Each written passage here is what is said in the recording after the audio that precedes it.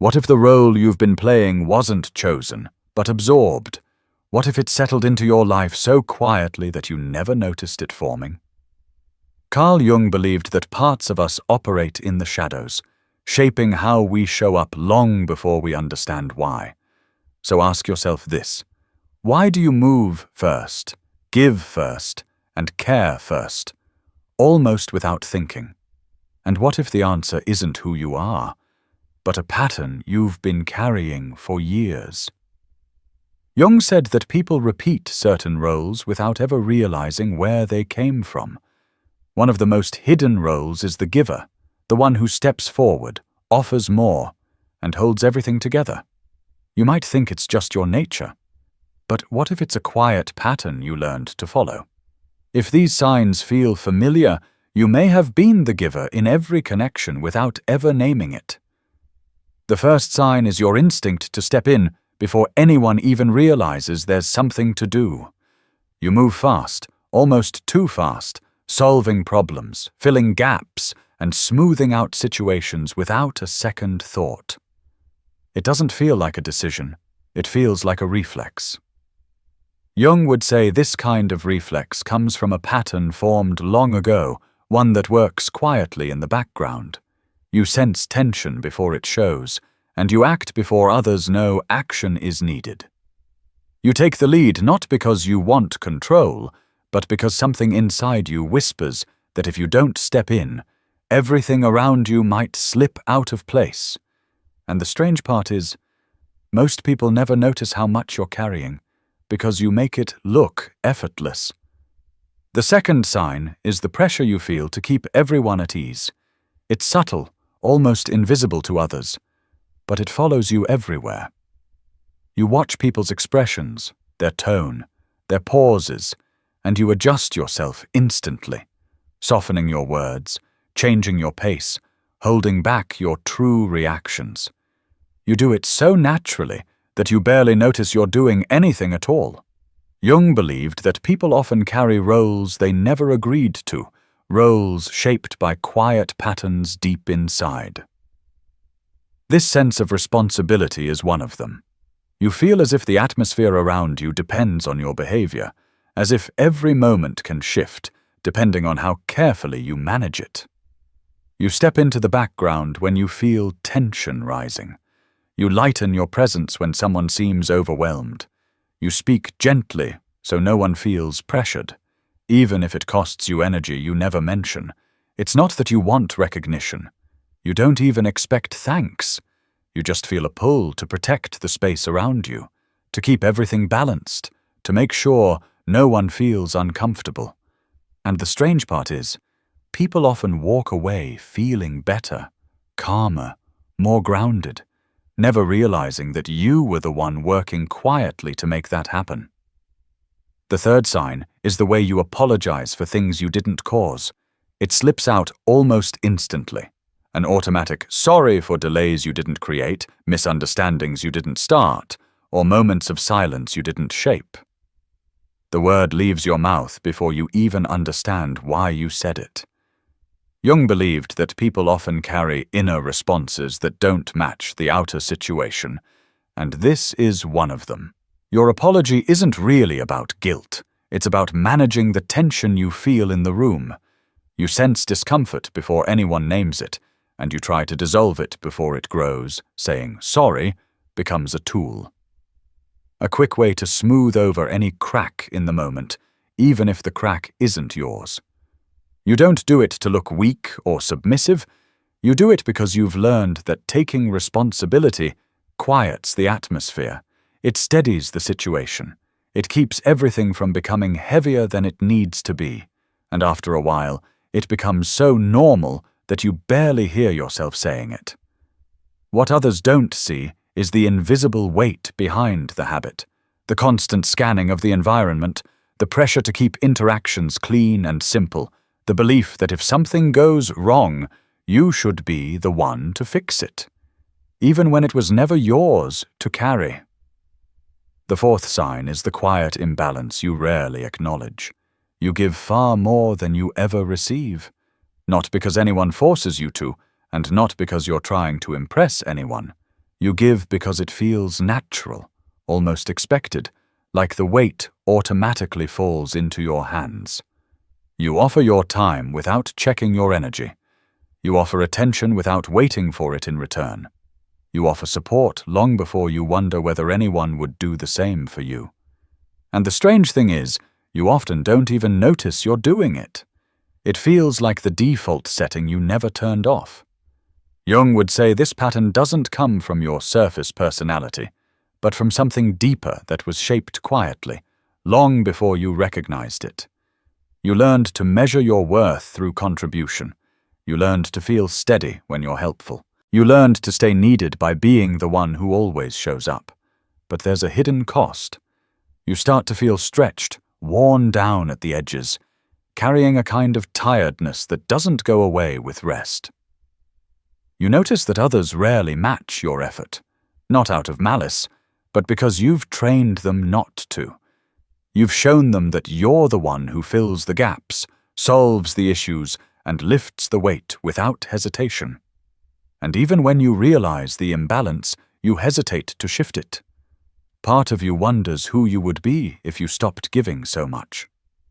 Part of you fears the sense that might follow if you did. The fifth sign is your instinct to shrink your needs until they almost disappear.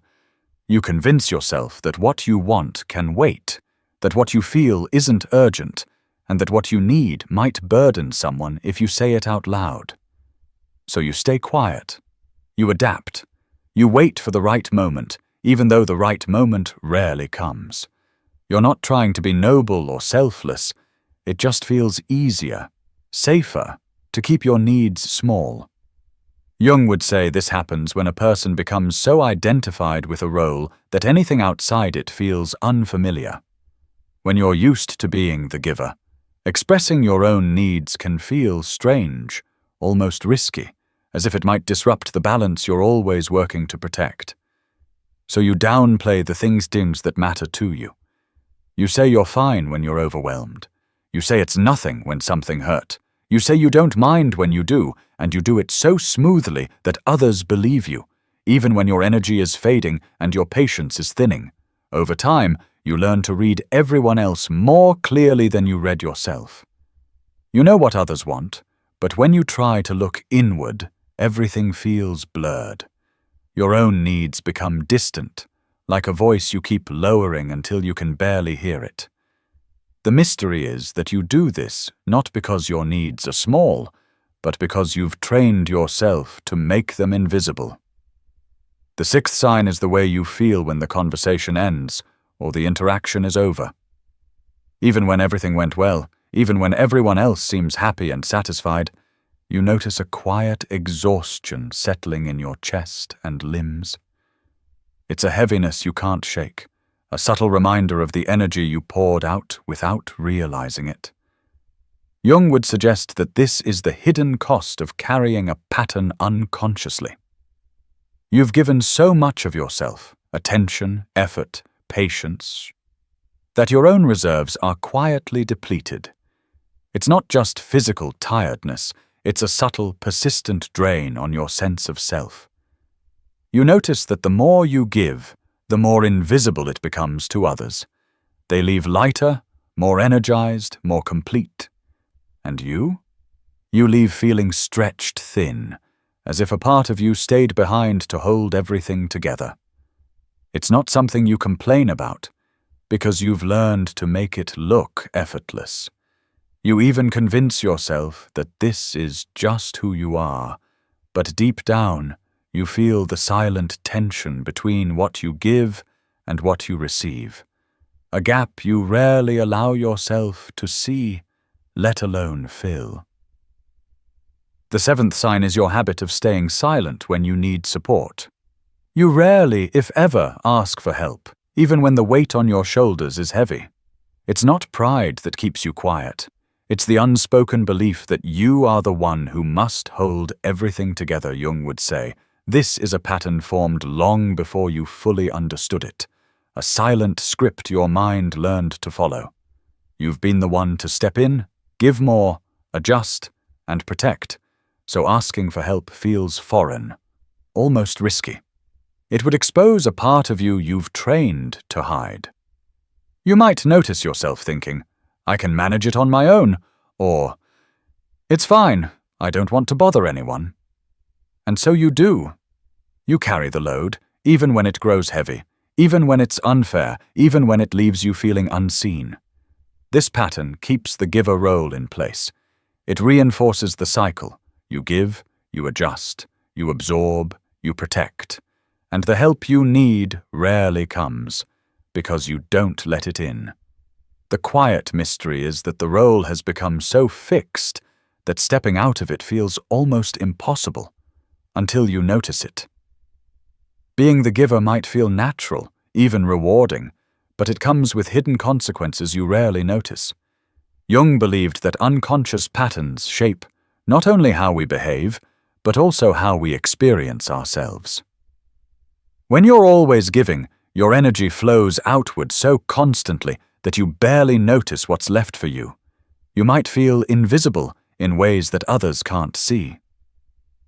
People benefit from your efforts, your attention, and your care, but rarely pause to consider how much of yourself you've invested. Over time, this can create a quiet emptiness, a subtle erosion of your own sense of self. You may start to measure your worth by how much you give rather than by who you are at your core. It also creates a pattern of tension you carry silently. You absorb stress, smooth over situations, and keep everything in balance, often at the expense of your own needs. Even simple interactions can leave you drained because your energy is constantly directed outward. You may notice feelings of fatigue, irritability, or subtle resentment, though you rarely connect them to the role you've been playing. And the most surprising consequence, you can begin to lose touch with your own desires. You've trained yourself to anticipate, provide, and adjust for everyone else, so your own wants and priorities quietly fade into the background. Jung would say, "This is the effect of an unexamined pattern. The part of yourself that has been hidden for so long becomes difficult to hear, even to recognize."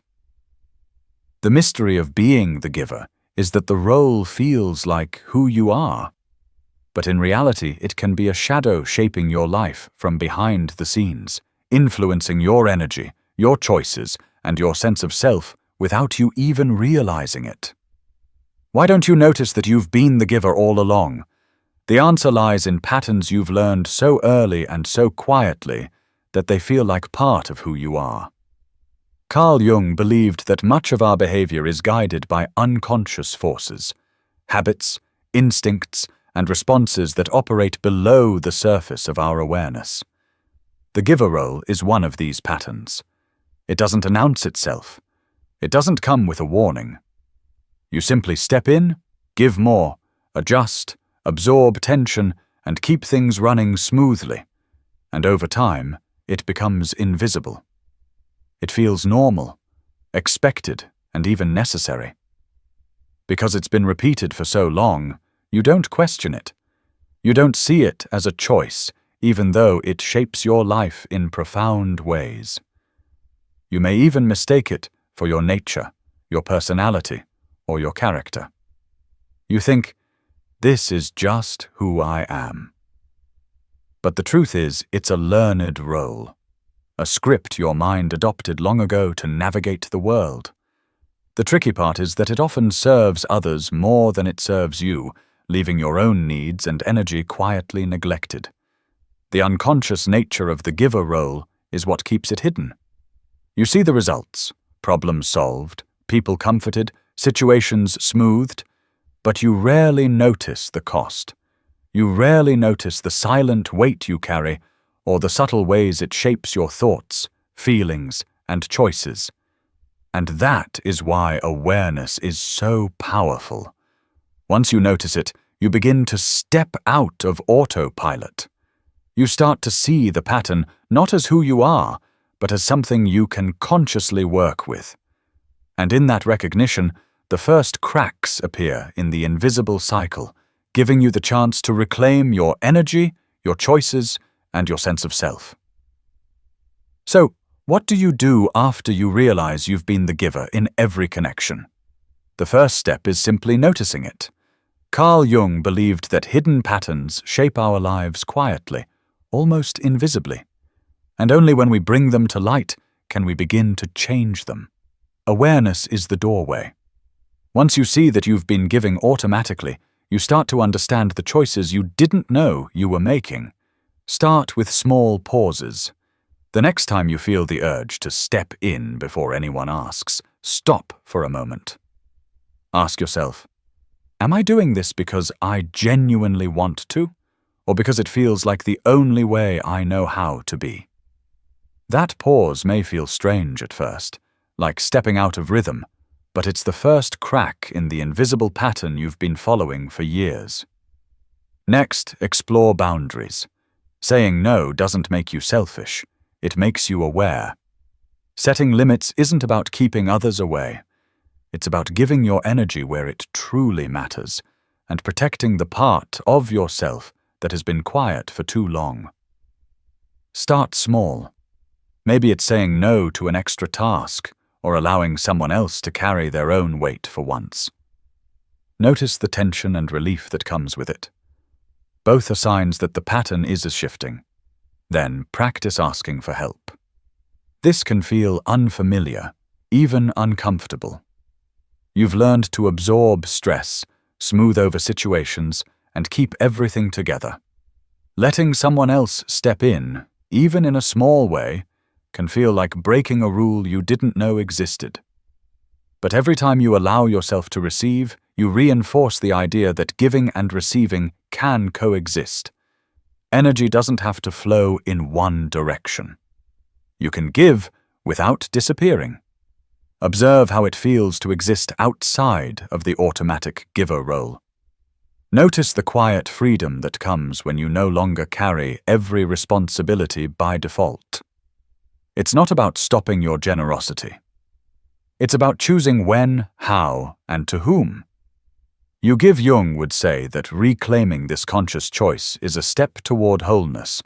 The part of you that has been overshadowed by the pattern can finally exist openly. Change doesn't happen all at once. The giver pattern has been shaping your behavior for years, often without your knowledge. But every pause, every boundary, every small request for help slowly rewrites it. You begin to see that your worth isn't tied only to what you do for others, but to who you are when you show up fully, aware, deliberate, and free to choose. Once you've noticed the giver pattern, the next step is learning to rebalance your energy.